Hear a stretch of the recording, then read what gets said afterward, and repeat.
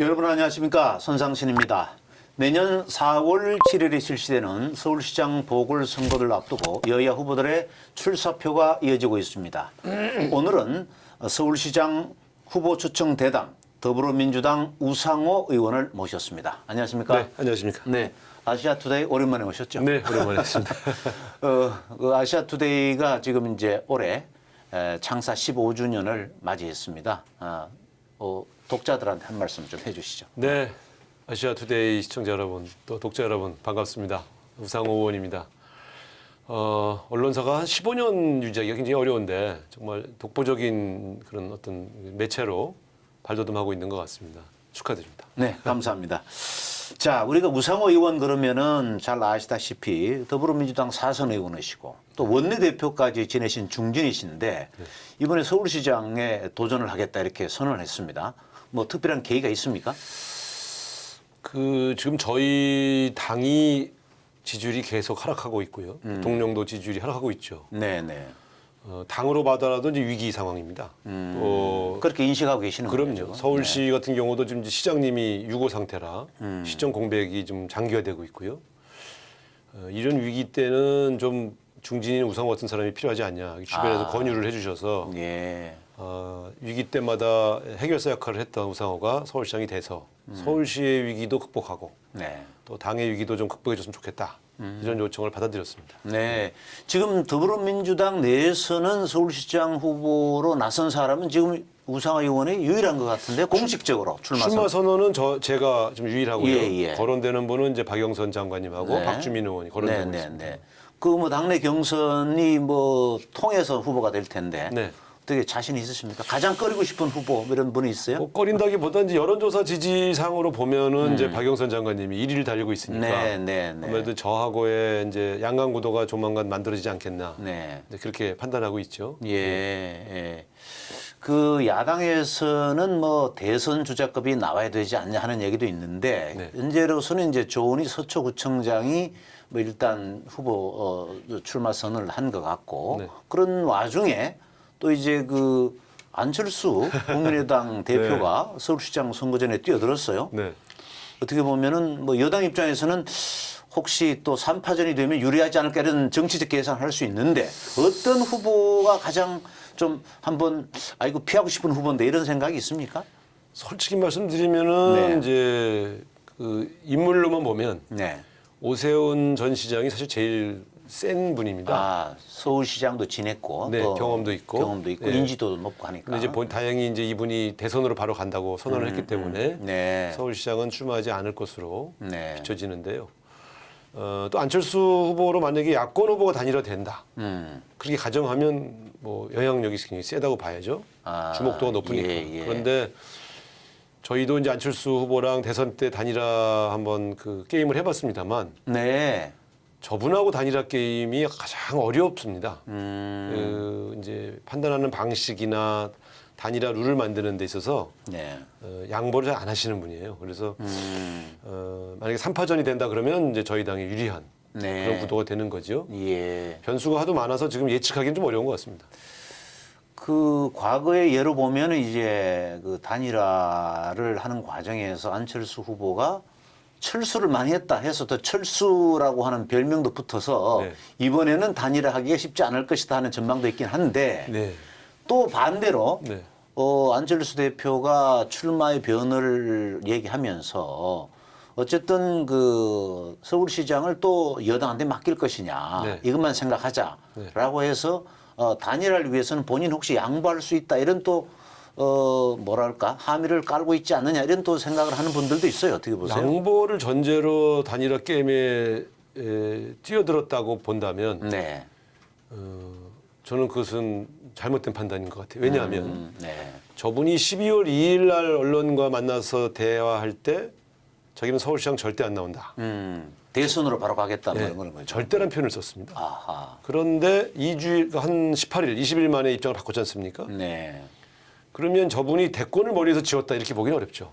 그러면 이번 행보도 대권과 연결되어 있는 어떤 구상이 반드시 포함되어 있는 것이다. 네. 이렇게 추론하는 것이 합리적이지 않겠습니까? 네. 그렇다 본다면 지금 만약에 국민의힘 후보와 서울시장 경선을 놓고 양보를 해버리면 이 대통령 후보로서의 이미지가 네. 굉장히 많이 망가지죠. 하하. 저는 서울시장 경선에 이제 단일화 게임에 제안을 하고 저분이 계속 주장하는 게 새로운 플랫폼 얘기를 합니다. 저는 저기에 정답이 있다고 보는 것이죠. 그러면 저분은 새로운 정당?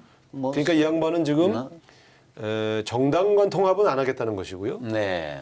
그런데 플랫폼을 만들자는 거죠. 그러니까 지금 서울시장 경선을 그 플랫폼 만드는 도구로 쓰고 있는 것 같아요. 아하. 그래서 자기가 저기 후보가 되면 예. 서울시장에 유력하게 되고 네. 그 플랫폼은 유효한 것이 확인될 테니 그걸 대선 때까지 끌고 가자. 네. 이런 구상이 있는 것 같습니다. 예를 들면 야권을 전면적으로 재편하기에는 의석수가 적으니 본인의 인물 경쟁력으로 플랫폼을 끌고 가겠다. 아하. 이런 구상으로 저는 보여집니다. 원래 대선을 앞두게 되면은 대선 후보를 중심으로 네. 정당이 흩어졌자 또 뭐 생겨났다 뭐 이렇게 되죠. 네. 네. 그러니까 이번에는 야권 단일화라는 플랫폼 정도로 출발하되 자기가 서울시장이 되면 강력한 대선 후보로 등장할 테니 그 야권 플랫폼을 대선용 통합정당 이 발판으로 삼겠다는 구상도 저는 있다고 보는 것이죠. 네. 사실 이제 내년 서울시장 보궐선거가 있고 나면은 그 1년 뒤에 네. 또 대통령 선거가 있지 않습니까? 바로 이어집니다. 바로 이어지고 네. 그리고 이제 한 두세 달 뒤에 또 지방자치단체장 선거가 있기 때문에 사실상 그 대선 전국으로 들어간다고 봐야 되는데 네. 이번에 서울시장이 된다 하더라도 네. 임기가 1년 뭐 2, 3개월밖에 안 되는 상황이잖아요. 그렇습니다.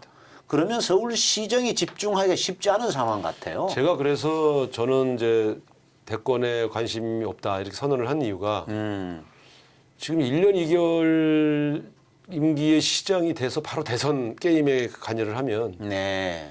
지금 코로나 위기 등 서울의 각종 현안들 위기 상황을 극복하는 데 온 집중하기가 어렵지 않습니까? 네. 그래서 저는 다른 생각을 갖고 있는 분들이 서울시장이 되면 안 된다. 아하. 적어도 만약에 이게 4년 임기의 시장이었다면 또 그런 생각을 할 수 있죠. 네. 잘해서 3년을 네. 잘해서 시민들에게 두각을 드러내고 나머지 한 1년에서 6개월 정도를 대선 레이스를 할 수 있죠. 네. 근데 이번에는 1년 2개월밖에 안 되는 데다가 코로나 위기가 있는 서울이기 때문에 그렇죠. 대선에 관심 있는 분이 서울시장을 맡으면 안 된다. 예, 아무리 전력을 다한다 해도 머리 생각에 반은 대선에 가 있으면 아무래도 시정에 전념하기는 좀 어렵지 않겠습니까? 네. 지난주 이 자리에 그 조은희 서초구청장이 출연해서 그렇죠. 비슷한 얘기를 했습니다. 네, 네. 대선을 염두에 둔 사람은 과속을 하게 된다. 특히 그런 얘기를 이번 했죠. 서울시장 임기가 짧아서 그렇습니다. 네, 알겠습니다. 자, 그런 관점에서 이제 이번에 마지막 도전이다. 네. 뭐 이런 얘기를 했잖아요. 네, 네. 본인이 갖고 있는 최고의 경쟁력은 뭐라고 생각하십니까?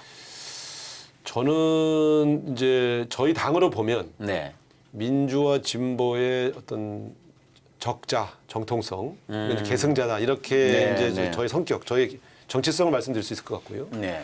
능력으로 보면 저는 87년 요랑쟁 경우도 그렇고 박근혜 대통령 탄핵 때 원내대표 맡은 경우에도 그렇고요. 주로 위기 때 제가 전면에 나서서 아하. 그 위기를 해결하고 네. 국가의 큰 정변을 혼란 없이 전환시키는 네. 그런 역할들을 제가 비교적 잘 해왔다고 생각합니다. 그런 네. 측면에서 본다면 지금 위기에 처한 서울의 문제를 해결하는 해결사로서 제가 적임자다. 네. 이런 생각을 갖고 있고요. 두 번째는 이제 뭐 많은 사람들이 평가해 주십니다만 제가 갖고 있는 소통 능력, 네. 상대방과도 대화가 되는 약간 통합형 리더십 이런 것들이 또 네. 나름대로 좋은 평가를 받고 있고요. 네.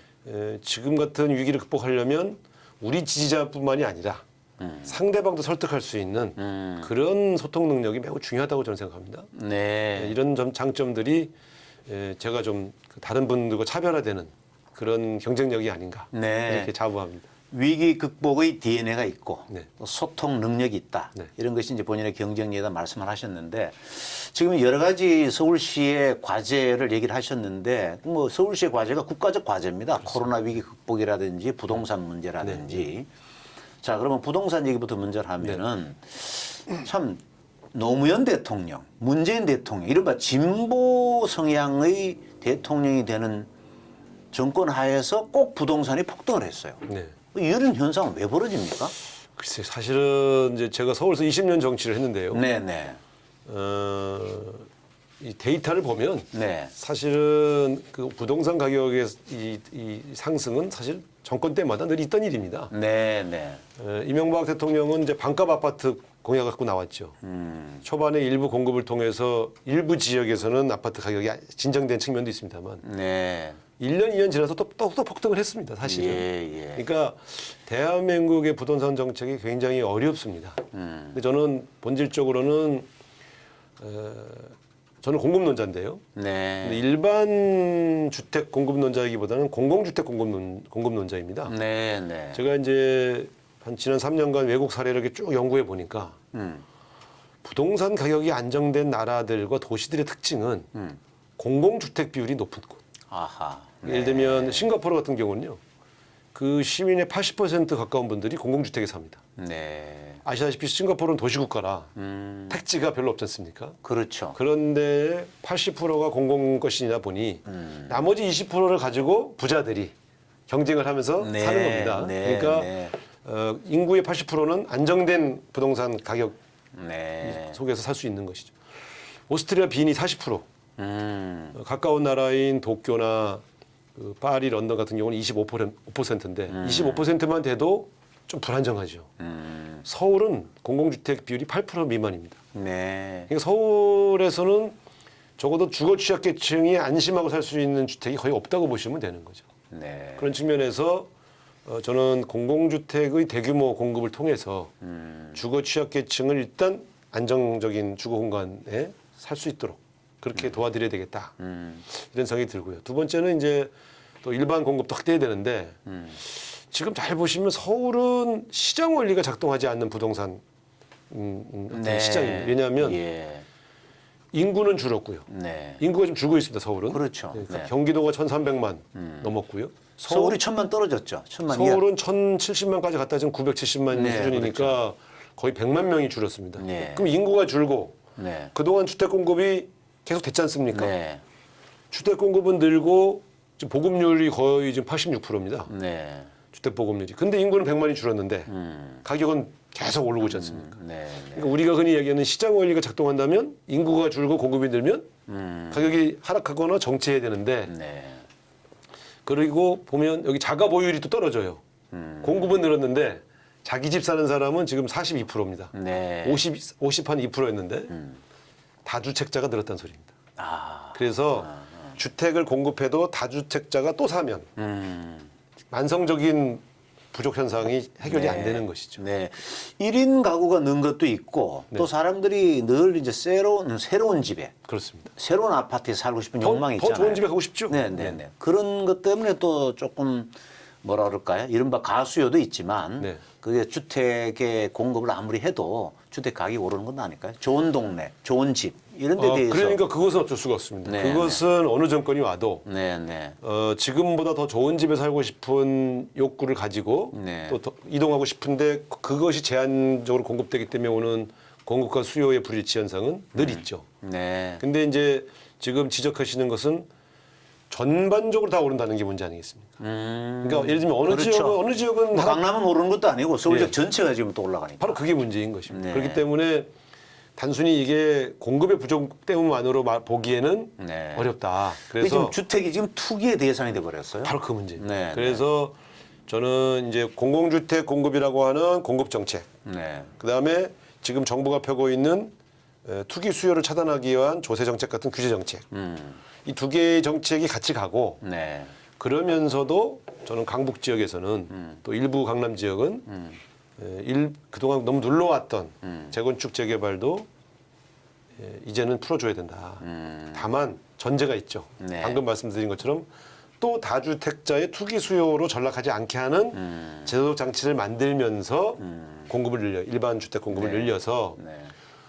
아니, 지금 살고 있는 집에서 한 15년, 20년 살았는데 좀 좋은 아파트를 하고 싶은 게 왜 나쁜 마음입니까? 좋은 마음이죠. 네. 그래서 그런 선순환 구조를 만드는 것이 이제 저희 목표라고 보시면 되겠습니다. 네, 그러니까 이 주택을 어떻게 보느냐의 개념이 참 모호합니다. 이걸 이제 재산 증식의 수단으로 보느냐, 아니면 주거의 개념으로 보느냐 하는 건데 네. 사실 주거의 개념으로 가야 되는데 그렇죠. 네. 우리나라는 오래전부터 집 한 채 마련해서 또 키우면서 재산이 늘어나는 이게 하나의 일상화돼 있다 보니까 네, 네, 네. 지금은 그 임대주택을 아무리 잘 지어도 저게 내 거가 아니라고 하는 생각 때문에 안 들어가는 생각이 있어요. 그러니까 이런 겁니다.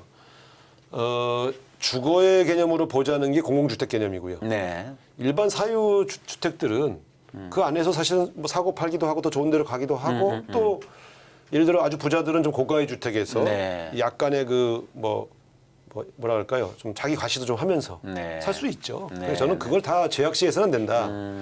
왜 주택을 소유하는 걸 자꾸 이렇게 제약시하느냐? 저는 그건 참 좋지 않다고 보고 있는데 다만 그게 서민들에게 꿈을 잃게 하는 네. 그런 어떤 말하자면 뭐랄까 격차. 네. 네. 주택 소유를 하고 싶은 전세나 월세 세입자들의 꿈이 사라지니까 문제인 것이죠. 네. 그래서 이것을 좀 그 잘 선순환 구조를 만드는 데 성공한다면 저는 또 좋은 결과가 있을 것 같습니다. 다만 네. 이게 한 번에 되겠습니까? 그렇죠. 이게 그러니까 시간이 걸리는 문제예요. 시간이 걸립니다. 네. 그래서 네. 이 문제는 이런 거죠. 저는 이제 따갑게 비판을 받고 겸허하게 반성도 하지만 너무 정치적 소재로 쓰는 것, 정치적 비판의 소재로 쓰다 보면 가용할 수 있는 정책 수단이 계속 고갈되거든요. 그런 측면에서 이 집값이 오른 것에 대한 이제 실망한 국민들의 비판과 회초리는 좀 맞아야 되겠지만 결국은 해결책이 뭐냐를 가지고 고민을 같이 하는 게 좋지 않겠냐. 네. 자, 그러면 정리를 하면은 오세훈 시장은 뉴타운 정책을 했고 또 박원순 시장은 도시재생 뭐 이런 거로 갔잖아요. 네네. 우상호 서울시장이 되면 우상호 시장의 어떤 정책의 어떤 뭐라 그럴까 뚜껑을 씌운다면 네. 이름을 붙인다면 뭐라고 붙일 수 저는 있겠어요? 뭐 아까 계속 반복하고 있습니다만 공공주택 공급론. 공공주택 공급론. 네. 이게 16만 호라는 게요. 네. 제가 주로 철로와 도로 위를 씌워서 도로 위에 씌워서 또 이게 이제 공급한다고 베를린과 파리에서 이게 성공한 사례들이 있어서 네, 네. 그걸 벤치마킹해서 제안을 했는데요. 이명박 시장, 오세훈 시장 때 뉴타운 바람이 불었지 않습니까? 네. 저희 지역도 뭐 100군데가 네. 뉴타운이었어요. 예. 대대적으로 보급을 했죠. 근데 결과가 어떠냐? 음. 지난 15년간 이미 살고 있는 사람들, 조합원들이 입주한 것 이외에 추가로 분양된 일반 분양 숫자는요. 서울시에서 공급한 전체 주택이 15년 동안 12만 호밖에 되지 않습니다. 네. 그렇게 뉴타운 바람이 불어서 해도 예를 들면 저희 서대문구에 가자 뉴타운이라는 데가 있어요. 그렇죠. 4천 세대입니다. 4천 세대면 뭐 어마어마하죠. 아파트 동수가 뭐 수십 개가 들어서 있지 않습니까? 네, 네. 근데 4천 세대라고 하면 거기서 일반 분양을 가령 25% 했다. 네. 그러면 1,000세대 정도 많이 하면 1,000세대 정도 분양하는 건데 네. 바닥 면적이 몇만 평을 개발해서 4,000세대를 지어도 결국은 거기서 늘어난 일반 분양은 1,000명 들어가는 거예요. 1,000세대. 양이 많지가 않은 거예요. 예, 예. 그래서 지금 근본적인 해결책은 아니다. 야당 보는 거죠. 후보들이 네. 일반 주택 공급만이 답이다. 그래서 그럼 몇 개를 하실 수 있냐? 예를 들어 서대문에서 가령 서울 전역에서 한 20군데를 재건축을 허용한다 그래도 막 난립니다. 네. 예, 공사판이 되거든요. 그렇죠. 네. 그런데 그렇게 20군데를 해도 한 군데에서 가령 500세대, 1000세대 정도 공급하면 10,000세대도 안 되는 거 아닙니까? 그게 해결이 되겠습니까? 지금 1인 가구가 1년에 뭐 5만, 6만씩 늘어나는데요. 그렇죠. 네, 네. 사실 그것만으로도 안 된다는 그렇죠. 거죠. 그래서 저는 조금 작은 규모의 공공주택을 10만 호, 20만 호 공급을 해야 향후 3, 4년, 4, 5년 안에 네. 늘어나는 그런 수요와 네. 또 좀 안정된 공간에서 살 수 있다. 네. 이렇게 말씀. 제가 아는 거는 임대주택만이 아닙니다. 예. 그 주택의 한 5, 6만 원 정도는 자가주택으로 공급하는 거죠. 아. 공공주택으로. 네. 네. 30년까지 사실 수 있는데 30년 후에는 일반인에게 팔 수 있고요. 30년 전에 다른 집으로 이사 가실 거면 그 집은 공공기관에게만 팔게 돼 있습니다. 아하. 네. 이게 바로 이제 외국 사례가 그렇습니다. 그러면 우리는 딴 데가 막 2억, 3억씩 올라도 이 공공주택은 물가 상승률만 올려서 네. 다시 팔기 때문에 예. 안정된 가격에 들어오실 수가 있습니다. 네. 그러니까 임대주택과 자가주택의 같이 공급하는. 다 공공주택입니다. 네. 네. 공공주택임에도 불구하고. 공공주택이지만 공공자가주택입니다. 예. 알겠습니다. 자, 이게 이제 서울시장이 되면은 네. 서울만 바라볼 게 아니고 인근 경기도라든지 인천 다 같이 봐야 되는 거지. 사람들이 서울 시내에 사는 사람들이 경기도 쪽에서 뭐 출퇴근하기도 하고 경기도 인천에서도 서울로 들어오기도 하고 수도권 전체로 봐야 되잖아요. 네네. 근데 이제 수도권 전체로 어떻게 발전할 것인가도 중요하지만 전국을 또 보면 영남권, 호남권, 충청권 또 권역별 발전도 중요하다고 봅니다. 네. 자, 그렇다면 수도권이라고 하는 차원에서 봤을 때 서울시장이 이 수도권 발전, 균형 발전은 어떤 방식으로 진행돼야 된다고 생각하세요? 사실은 서울시장이 그런 권한은 없습니다. 아, 그래 중앙정부에서 해야 되는 건가요? 왜냐하면 이제 경기도지사가 따로 있고 네네. 인천시장 따로 있고 과거보면 시도지사 협의회에서 뭐 광역권을 묶어가지고 서로 협의도 하고 하던데. 협의를 하죠. 그런데 네네. 그때는 주로 각 시도별로 갈등 사안들을 주로 네. 얘기하죠. 가령 네. 인천시하고는 경기도와 서울은 네. 쓰레기 매립 문제. 네네네. 예. 또 경기도지사하고는 서울시장은 광역권 교통 문제. 그렇죠. 네. 이런 거는 왜냐하면 경기도에서 서울로 출퇴근하시는 분이 워낙 많기 때문에 이럴 때 이제 공동의 협의체가 가동이 됩니다만 산업이나 경제 또 인구에 있어서의 전체적인 분산 정책을 광역단체장이 관리하기 굉장히 어렵습니다. 그러면 제가 왜 이 질문을 드리냐면은 지금 이제 민주당이 얼마 전에 세종시로 네네. 국회의사당을 옮기고 네. 뭐 여러 가지 국회는 또 네네. 다른 걸로 개발하겠다 네. 이런 얘기를 했는데 서울시에 있는 그 국회의사당이나 공공기관 전체 또 정부행정부처를 서종시로 완벽하게 옮기는 네. 이른바 이제 행정수도 서울은 뉴욕 뭐 예를 들어서 미국의 처럼 서울은 뉴욕처럼 또는 세종시는 워싱턴처럼 행정도시로 간다 이런 얘기들이 있을 때 네네. 그런 서울시장이 된다면 그런 정부 여당의 정책은 어떻게 받아들이시겠어요? 저는 대찬성입니다. 아 찬성입니까? 조은희 구청장은 반대라고 근데요. 명확하게 입장을 얘기를 했어요. 이제 그 잘 보시면 네, 처음에 행정수도 이전 얘기 나왔을 때 이명박 시장 시절입니다. 네, 그분이 뭐라고 그러냐면 수도 옮기면 서울의 집값 반토막 난다. 이렇게 얘기해서 많은 국민들이 불안해했어요. 네. 저희 지역 주민들도 집 가지고 계신 분들이 아 의원 지금 저기 수도 옮기면 집값 반값 된다는데 정말 할 거요? 막 이제 이렇게 항의하셨다고. 네. 지금 부처는 거의 완벽하게 외교부나 뭐 일부 부처 빼면 예. 세종시로 가 있지 않습니까? 예. 집값이 떨어졌습니까? 오히려 집값이 올랐다고 지금 공격받지 않습니까? 국회를 옮긴다. 국회 옮긴다고 서울의 집값이 떨어집니까? 정치인들 싫어하시잖아요. 제가 보면 네. 그거는 약간 그 정확하지 않은 선동이죠. 예. 저는 오히려 국회를 옮기면 국회 인근에 그 국회 때문에 각종 규제가 있는 규제가 많죠. 저층으로 개발할 무조건 수밖에 고도 없는. 제한 아닙니까, 고도 제한돼 있죠. 맞습니다. 서여의도. 저는 국회는 완벽하게 세종시로 옮겨놓고 네. 그러면 세종시로 옮긴 부처하고 우리 공무원들이요 서울로 이 국회에 와서 보고하느라고 도로에 쏟아붓는 시간과 이 비용이 너무 많이 발생해요. 그렇죠. 네, 비효율적입니다. 네. 맞습니다. 그래서 네, 네. 청와대는 안보 문제도 있기 때문에 놔두고 국회는 전 세종시로 옮겨서 거기서 부처하고의 효율적인 관계를 맺는 게 좋다고 보고요. 그렇게 비워지면 경제로 채울 수가 있습니다. 아하. 예, 그렇기 때문에 저는 오히려 국회는 빨리 옮기고 국회 앞에 있는 고도 제한을 풀어서 제가 시장이 되면 하고 싶은 게 홍콩에 있는 세계적인 금융기관의 아시아 본사죠. 아시아 지사. 네네. 여기에 좀 이전을 준비하고 있습니다. 맞습니다. 이제 홍콩이 불안하니까. 홍콩은 아주 불안합니다. 네, 그래서 이제 중국이 뭐 기본적으로 저긴 지배할 테니까 그렇죠. 이사 가야 되겠다. 네. 근데 유력한 후보지가 싱가포르하고 서울입니다. 네. 그래서 이게 경쟁률이 2대 1 아닙니까? 네네. 그래서 저는 범국가적인 유치단을 만들어서 제가 직접 단장을 맡아서 가서 뭐가 필요하냐? 그 규제 때문에 안 된다는 얘기가 있어요. 그러니까 가서 물어봐야죠. 네네. 물어보고 필요하면 정부를 설득해야죠. 정부를 설득해서. 그래서 대한민국의 아시아의 금융 허브로 만들자. 그러면 풀 건 풀어야지. 네네. 여기서 젊은이들의 일자리가 수만 개가 생기는데 금융 일자리는요 꿈의 일자리입니다. 특히 글로벌 금융사는요 네. 전 세계의 젊은이들이 들어가고 싶어하는 그렇죠. 꿈의 직장이지 않습니까? 네. 그게 수만 개가 생기는데 무엇을 주저하겠습니까? 그래서 저는 그렇게 되면 지금 여의도 한쪽편에 있는 우리 국내 금융기관들도 기회가 생깁니다. 그렇죠. 예.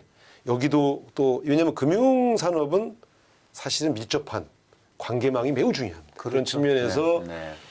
저는 지금 우리나라에서 금융기관들이 홍콩에 얼마나 지사가 많습니까? 그렇죠. 예. 네. 저희 선후배들도 꽤 많이 가 있거든요. 그분들한테 얘기 들은 겁니다. 이거 다. 네. 이 가능한데 아하. 우상호가 시작되면 해주라. 자기들이 이야. 뛰겠다. 네. 그래서 제가 이 생각을 하면요. 밤에 네. 잠이 벌떡벌떡 깨요. 네. 야, 세계적인 금융기관들이 일로 오고 그렇죠. 여기에 젊은이들이 말이죠. 지금 일자리 없는 애들이 여기 취직하고 그래서 말하자면 이 여의도가 아시아의 맨하탄이 되는 건데 네. 야, 저는 그런 꿈을 꿉니다. 아시아 투데이가 있는 그 우리 여의도, 네. 여의도가 새로운 또 아시아 세계의 중심지가 될 수가 있겠군요. 저는 가능하다고 봅니다. 알겠습니다. 자, 코로나 문제는 지금 뭐 여러 가지 지금 논란이 많습니다만은 이 백신 확보 문제가 지금 논쟁이 돼 있어요. 네. 이제 안정성이냐, 네. 또 시급성이냐 이런 문제가 있는데 이걸 갖고 여론조사 해보니까 이게 또 정치적 성향으로 좀 나뉘는 것 같아요. 그렇죠. 백신도 정치화되는 것 같아. 이게 문제입니다. 예. 사실은 저는 백신을 문제 삼을 때 되게 좀 당황했어요. 예. 아니 불과 1, 2개월 전에 각종 언론 보도에는 독감 백신 안전성 이 문제가 됐지 않습니까? 네. 그래서 뭐 몇 명이 돌아가셨다. 뭐 코로나와 독감이 같이 와서 독감 백신이 불안하다. 그래서 안전성을 주로 그때 또 문제 삼았지 않습니까? 모든 언론이. 네. 근데 1개월 만에 모든 언론이 또 안전성은 뒤로 하고 확보를 했냐 안 했냐를 또 주목을 네. 하지 않습니까? 네. 그래서 제가 물론 양면이 다 고려돼야 되지만 저는 만약에 맞았다가 사람이 뭐 마비되고 만약에 엄청난 부작용이 있는 백신을 만약에 들여와서 맞히면 네. 그거야말로 정부 책임 아닙니까? 그래서 저는 선치료제 후 백신 전략이 맞다.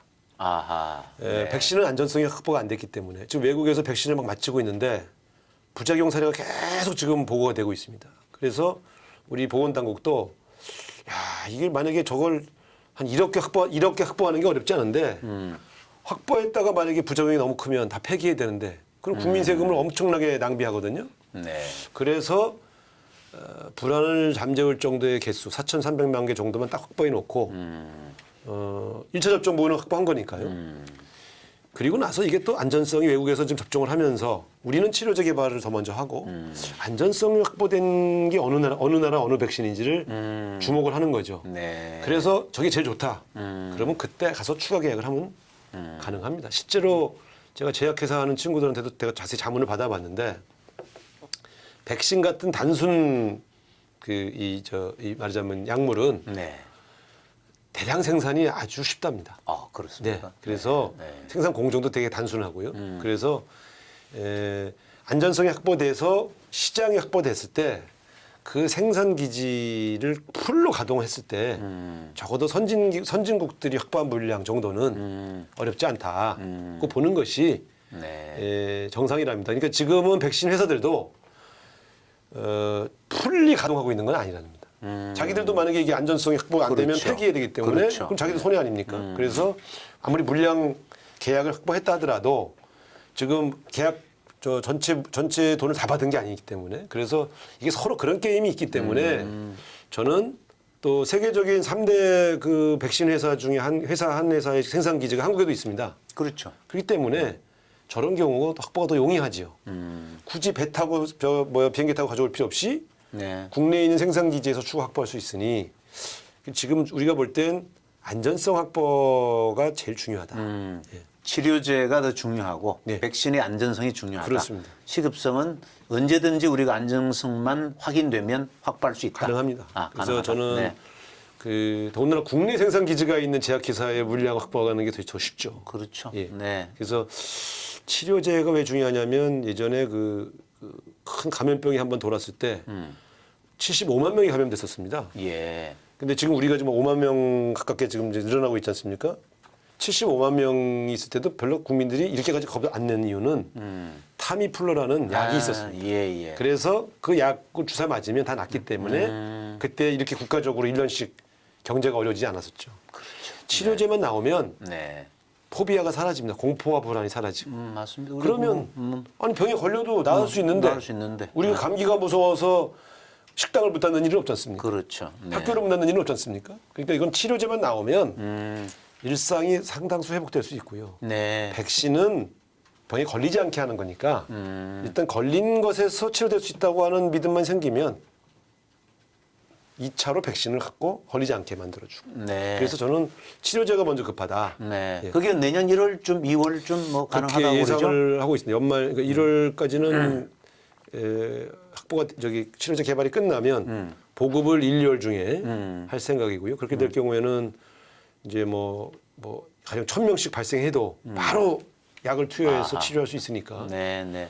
치료제가 지금 어쨌든 한 90%, 8, 90% 효력이 약효가 있다고 하니 그러면 1,000명 생겨도 나면 900명은 며칠 안에 네. 길게 보면 열흘 안에 치료가 되지 않겠습니까? 네.